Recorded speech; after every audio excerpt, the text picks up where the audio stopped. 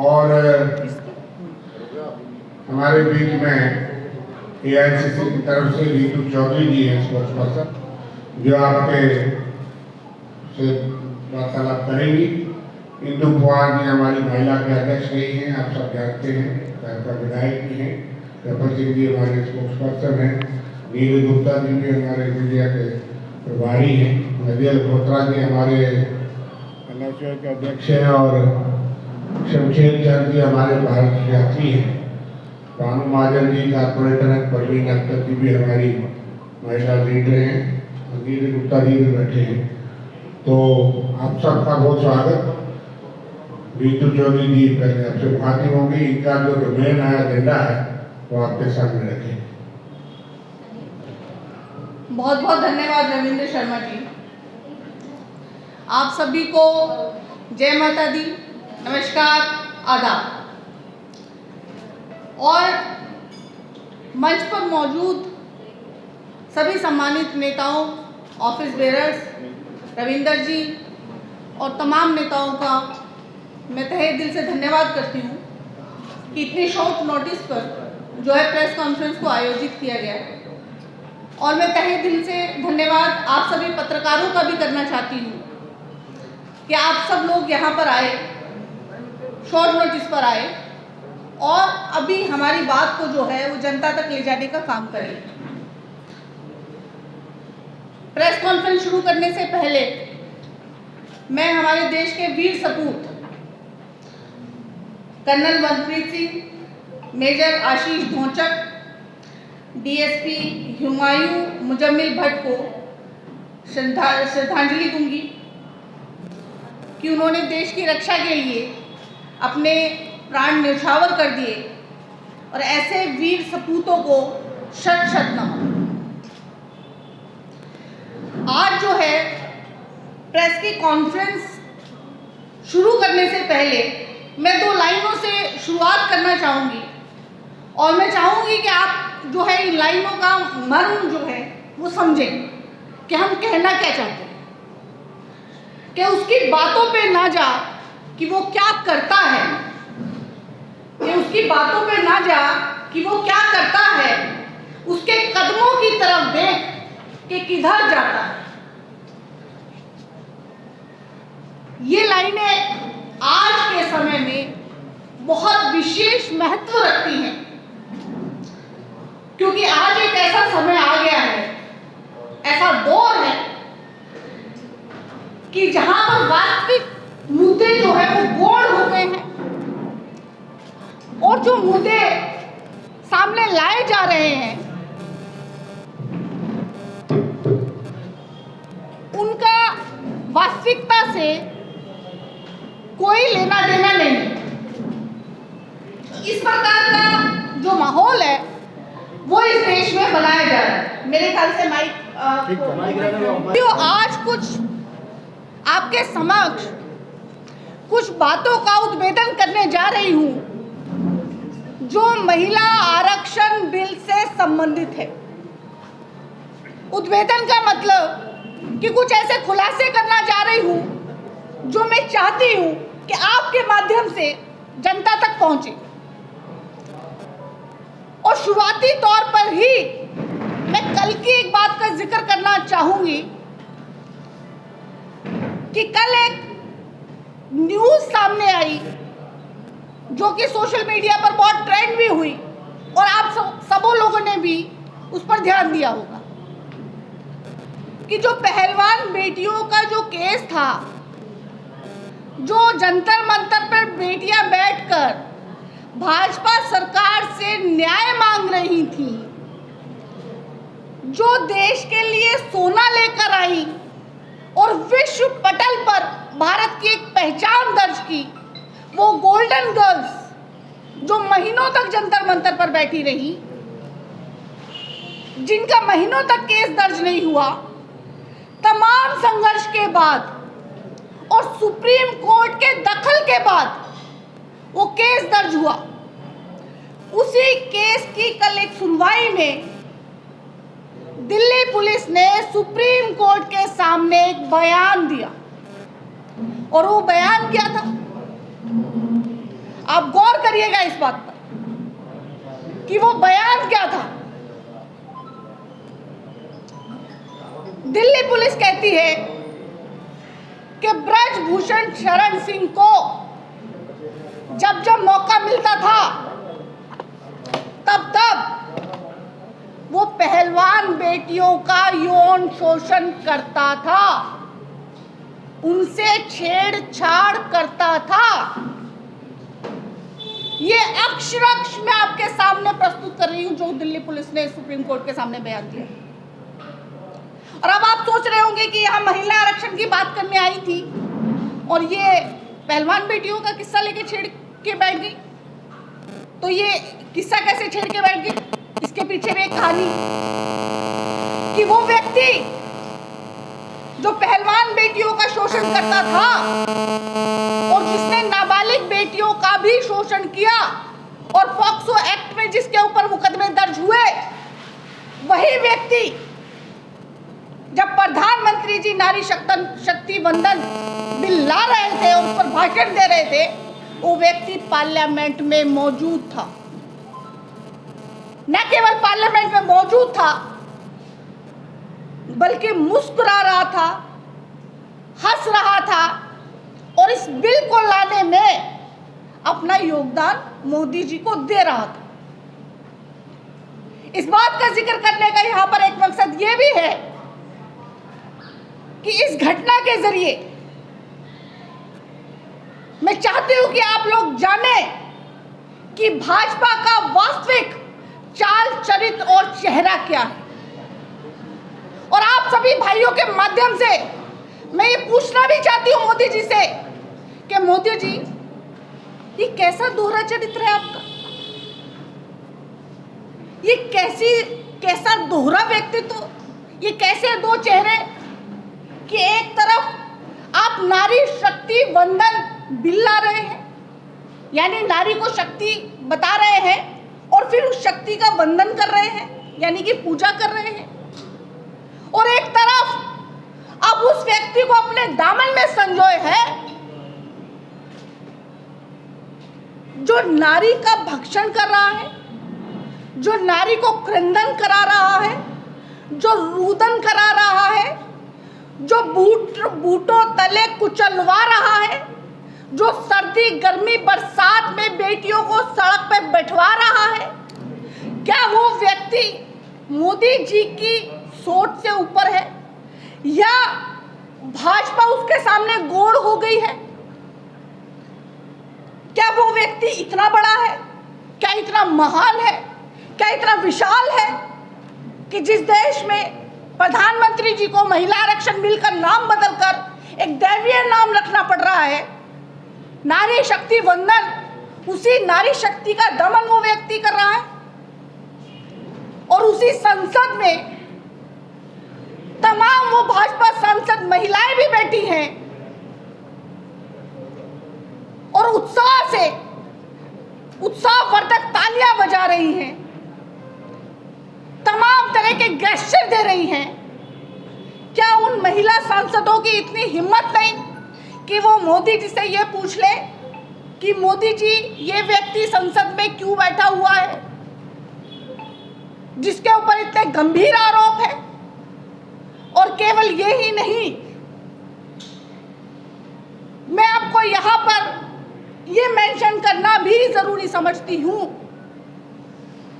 कि भाजपा के सांसदों में से 139 सांसद ऐसे हैं जिन पर गंभीर धाराओं में केस दर्ज है, और उसमें से 98 सांसद ऐसे हैं कि जिनमें मर्डर, रेप, किडनैप और महिलाओं के प्रति गंभीर अपराध, ये बात आप मेरी नोट कीजिएगा, महिलाओं के प्रति गंभीर अपराध में केस दर्ज है। ऐसे व्यक्ति मोदी जी के मंत्रिमंडल में जो नारी शक्ति की बात करते हैं, नारी सम्मान की बात करते हैं, ये भाजपा का दोहरा चाल चरित्र और चेहरा नहीं तो क्या है? दूसरी बात, गांधी जी ने 2016 में मोदी जी को एक पत्र लिखा। सोनिया गांधी जी ने कहा कि मोदी जी, आप अभी पार्लियामेंट में पूर्ण बहुमत से, अगर आप पूर्ण बहुमत से हैं तो आप महिला आरक्षण विधेयक लेकर आइए और उसको पास करा दीजिए। और 8 मार्च 2016 यानी कि अंतर्राष्ट्रीय महिला दिवस होता है, उस दिन आप इसको लागू करवा दीजिए। लेकिन मोदी जी के कान पर जूं नहीं रेंगती। वो तो चुनावी रैलियों में जर्सी गाय बोल रहे हैं, 50 करोड़ की गर्लफ्रेंड बोल रहे हैं, तमाम वो टिप्पणियां कर रहे हैं जो नारी जाति को शर्मसार करती, तमाम वो टिप्पणियां कर रहे हैं जो नारी शक्ति का दमन करती। मोदी जी चुनावी रैलियों में सोनिया गांधी जी के भाषण पर, सोनिया गांधी जी के पत्र पर ध्यान नहीं देते। उसके बाद सोनिया गांधी जी फिर उनको 2017 में याद दिलाती, लेकिन तब भी पार्लियामेंट के काम छोड़कर केवल चुनावी रैलियां, ना महिला सम्मान की बात, ना महिला आरक्षण की बात, ना महिला शक्ति की बात और ना महिला वंदन की बात। फिर 2018 आता है और माननीय राहुल गांधी जी पत्र लिखते हैं कि मोदी जी, आप अभी सत्ता में हैं और आपके पास पूर्ण बहुमत भी है, तो महिला आरक्षण बिल को आप पास कराइए और हम आपको बिना शर्त समर्थन देंगे। लेकिन मोदी जी को ख्याल नहीं आता है, क्योंकि महिलाओं के प्रति अगर वो उनकी नीयत साफ होती तो वो कभी भी रैलियों से महिलाओं के खिलाफ वाली टिप्पणियां नहीं करते और ना ही अपने मंत्रियों और अपने सांसदों को करने देते। इसी संसद में वो व्यक्ति भी बैठे हैं जिन्होंने बोला था, जो भाजपा के सांसद हैं, कि राजनीति में जो महिलाएं आती हैं वो अपने शरीर का सौदा करके आती हैं। इसी संसद में भाजपा के वो सांसद भी बैठे थे जो कहते हैं कि आदिवासी महिलाएं टनाटन होती हैं। इसी संसद में तमाम वो सांसद भी बैठे हैं जो महिलाओं के प्रति इस तरह की शर्मनाक टिप्पणियां करते हैं और मोदी जी का संरक्षण उनको प्राप्त है। साथियों, तमाम तरह के महिला आरक्षण पर हम पर इल्जाम लगाए गए कि हम जो है महिला आरक्षण पर क्रेडिट लेने की कोशिश कर रहे हैं। कौन सा क्रेडिट? क्या काहे का क्रेडिट? क्या आपकी सोच थी? क्या महिलाओं को आरक्षण देने की आपकी सोच थी? राजीव जी 1989 में जब विधेयक लेकर आते हैं तो सोचिए कि सबसे ज्यादा विरोध करने वाला कौन है? सबसे विरोध करने वाला भाजपा। श्री अटल बिहारी वाजपेयी जी, श्री लाल कृष्ण आडवाणी जी, श्री राम जेठमलानी जी, ये वो व्यक्ति हैं, वो आदर्श हैं जिनको दुनिया मानती है, दुनिया देखती है। लेकिन भाजपा का चाल चरित्र, चेहरा, वो चाहे अटल जी हो और चाहे आडवाणी जी हो और चाहे बहुत पढ़े लिखे राम जेठमलानी हो, महिलाओं के प्रति सोच तो फिर वही है। फिर विरोध किया गया और आरक्षण को पास नहीं होने दिया गया जो स्थानीय निकाय के थे। उसके बाद नरसिम्हा राव की सरकार में ये बिल पास किया जाता है और राजीव गांधी जी का सपना पूरा होता है कि स्थानीय निकायों में 15 लाख से ज्यादा महिलाओं को नारी शक्ति दी जाती है। नारी शक्ति देने वाली वो कांग्रेस है और ये आइडिया ओरिजिनल कांग्रेस का है और कांग्रेस ने ही हमेशा उन वर्गों की बात की, चाहे वो महिला हो, चाहे दलित हो, चाहे पिछड़े हो, चाहे आदिवासी हो, कि उनको आगे लाना चाहिए, उनको उठाना चाहिए। अगर ये ओरिजिनल आइडिया भाजपा के पास होता तो भाजपा के पास समय की कमी नहीं थी बिल लाने के लिए। पिछली सरकारों की बात छोड़ दीजिए, मोदी सरकार के पास पूर्ण बहुमत था, 9.5 साल थे, लेकिन मोदी जी को ख्याल नहीं आता। जब हम ओबीसी की बात करते हैं तो इनके सांसद उछलने लगते हैं, अनशंत बयान देने लगते हैं कि ओबीसी की बात क्यों करते हो, ओबीसी का क्या लेना देना है।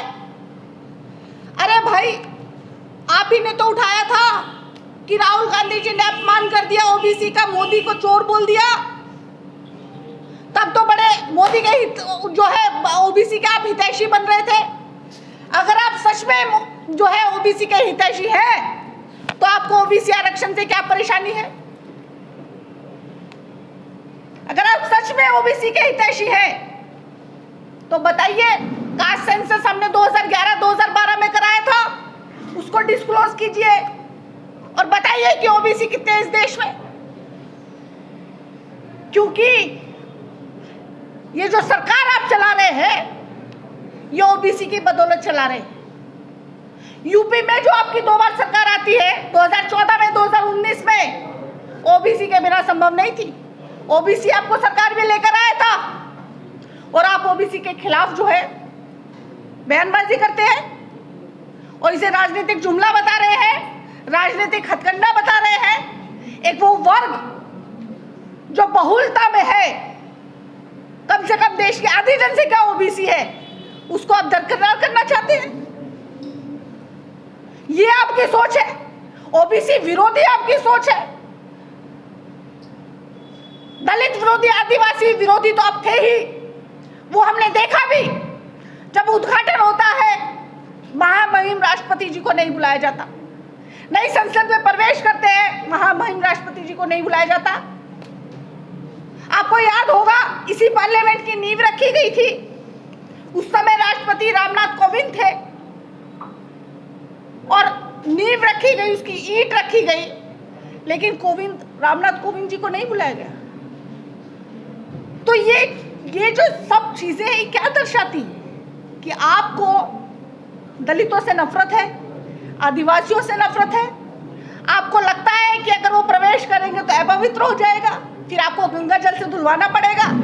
आपको ये लगता है, इसलिए रामनाथ कोविंद जी को नहीं बुलाया गया, इसलिए महामहिम राष्ट्रपति को नहीं बुलाया गया। ये आपका चाल चरित्र और चेहरा है ओबीसी के प्रति, दलितों के प्रति, आदिवासियों के प्रति, पिछड़ों के प्रति और महिलाओं के प्रति।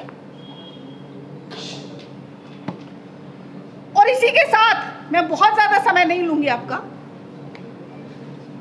आपने देखा होगा कि जैसे महिला आरक्षण बिल पास होता है, उसके बाद एक फोटो सेशन चला पार्लियामेंट में,